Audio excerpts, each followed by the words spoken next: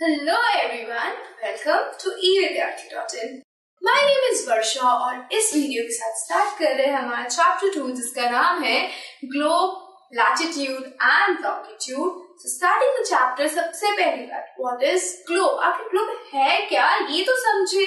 तो देखिए ग्लोब क्या होता है. Globe is actually a miniature of our अर्थ. क्या ये एक मिनिएचर है किसकी, हमारे अर्थ की.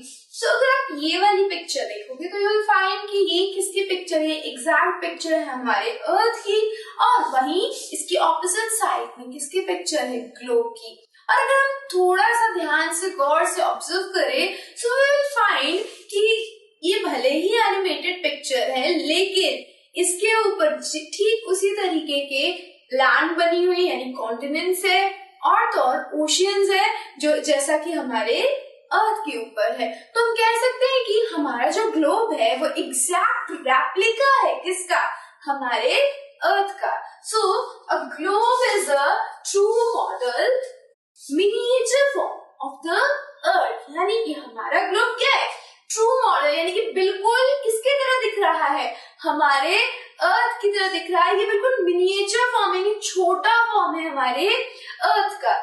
साथ ही साथ अगर हम ग्लोब को देखें तो और हमारी अर्थ को देखें तो क्या हम देखते हैं कि अर्थ एक बहुत बड़ा प्लैनेट है और इस प्लैनेट में ये छोटा सा मिनिएचर किसी के घर के अंदर तो किसी के स्टडी रूम के अंदर रहता है. तो इट मीन्स कि ग्लोब की साइज क्या है, वो वेरी करती है. Globe can be of different size and also of type. आपको टाइप कैसे, सो कई बार आपने ग्लोब कैसे देखे होंगे, कॉन्क्रीट होते हैं, 3D होते हैं बिल्कुल, वो क्या होते हैं, वो 3D मॉडल के होते हैं. और दूसरी चीज कई बार आपने ऐसे भी ग्लोब देखे होंगे जो कि बलून की तरह होते हैं, यानी उनको हम फुला सकते हैं और फिर उनको जब मर्जी हमारी जब भी मर्जी होगी हम उनको क्या कर सकते हैं, पिचका के आराम से फोल्ड करके रख सकते हैं. तो ये डिफरेंट टाइप में भी आते हैं. सो ग्लोब्स में be of varying size and type, यानी कि ये अलग अलग साइज और टाइप में आते हैं. Big ones which cannot be carried easily. ये कई बार बड़े ग्लोब्स भी होते हैं जो कि आसानी से एक जगह से दूसरी जगह लेके नहीं जाए जा सकते हैं. इसका एग्जाम्पल हो जाएगा जो ग्लोब्स जो कि साइंस म्यूजियम, तारामंडल या फिर ज्योग्राफिकल प्लेसेस पे रखे जाते हैं, जैसे कि जहाँ पे ज्योग्राफी के रिलेटेड स्टडीज होती हैं यूनिवर्सिटीज में. उन जगहों पे आप इन बड़े बड़े ग्लोब्स को देखोगे. वहां पे क्या होता है, एक बार इनको लाया जाता है और उसके बाद वहां से इन्हें हटाया नहीं जाता है. So they are very big in size और इसी साइज की वजह से इन्हें फिर दोबारा एक जगह से दूसरी जगह नहीं लेके जाया जाता. And then we have small ones. Small ones कैसे होते, they are called pocket globes. अब ये जो पॉकेट ग्लोब्स होते हैं क्योंकि साइज में छोटे होते हैं तो इन्हें हम पॉकेट ग्लोब्स कहते हैं. और ग्लोब लाइक बलून्स. अब ये जो ग्लोब होते हैं वो बलून्स की तरह होते हैं. इनको क्या कहते हैं, these balloons which can be inflated and are handy and carried with ease. यानी कि इन ग्लोब को क्या कर सकते हैं, हम आसानी से फुला सकते हैं और फिर इनको पिचका के आसानी से कहीं भी एक जगह से दूसरी जगह लेके जाया जा सकता है. नेक्स्ट देखते हैं, the globe is not fix. अब हमारा जो ये ग्लोब है, कभी आपने अगर ग्लोब देखा होगा या फिर अगर हम यहीं पे ग्लोब को देखें so it is always rotating. जब मर्जी हमारी हम इसे घुमा सकते. तो we can not say that it is fixed. ये फिक्स्ड नहीं है, ये क्या कर रही है, ये घूम रही है. The globe is not fixed. It can be rotated the same way as a top spin or potter's wheel is rotated. ये किसकी तरह घूमती है, पहली बात तो ये फिक्स नहीं है, नॉट फिक्स.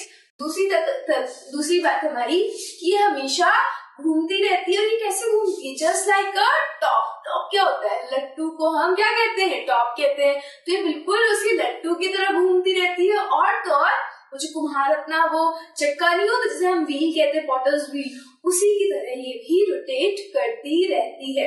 हम ये भी जानेंगे कि ये कैसे रोटेट करती है in our next topic. But अभी हम ग्लोब के बारे में और बात कर ले. So on the globe countries, continent and ocean are shown in their correct size. अब जो हमारा ग्लोब है उसके ऊपर कंट्रीज, कॉन्टिनेंट्स और ओशियंस को यानी कि देश और महाद्वीप हमारे जितने भी महासागर है उन सभी को उनके करेक्ट साइज के थ्रू दिखाया गया होता है। नेक्स्ट देखते हैं, it is difficult to describe location of a point on a sphere like earth.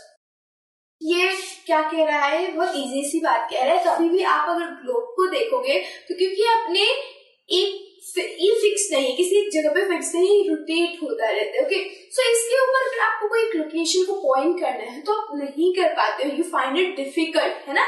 Problem आती है किसी भी प्लेस को आप पॉइंट आउट करने में। क्यों, क्या होता है, क्योंकि ये तुरंत क्या हो जाता है, घूम जाता है और you can not point the place की, और यहाँ पे ये वाला कंट्री है, यहाँ पे ये वाला प्लेस है।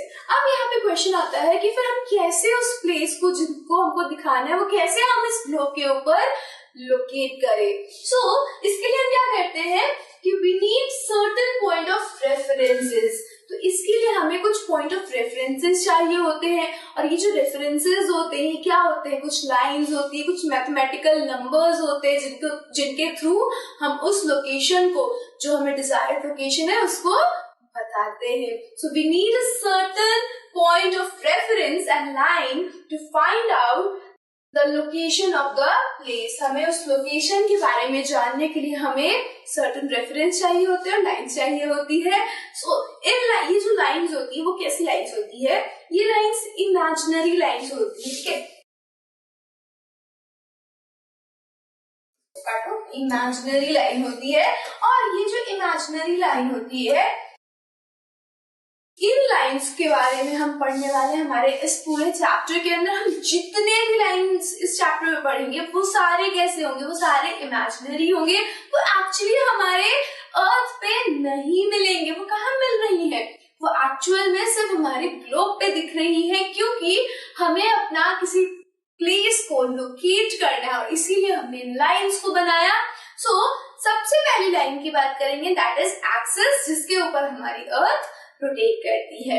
सो इस एक्सिस के बारे में बात करेंगे हमारे नेक्स्ट वीडियो में। Till then take care and good bye.